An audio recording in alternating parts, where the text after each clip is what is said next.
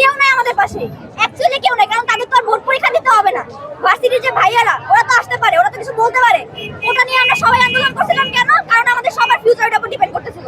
কিন্তু এখন যারা যারা অ্যাটলিস্ট 27 ব্যাচ আসুক তারাও আসতেছে না, সবাই চুপচাপ কেন আছে? আমার কোশ্চেন এটা, এত কিছু করার পর আমরা কেন মেনে নিব?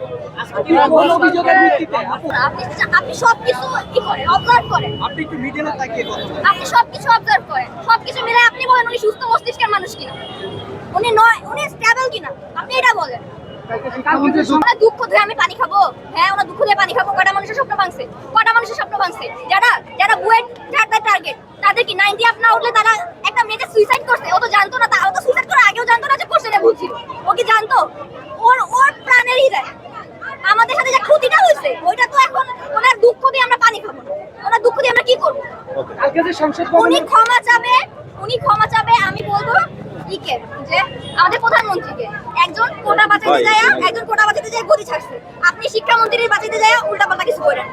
আমি এটাই বলতে চাই।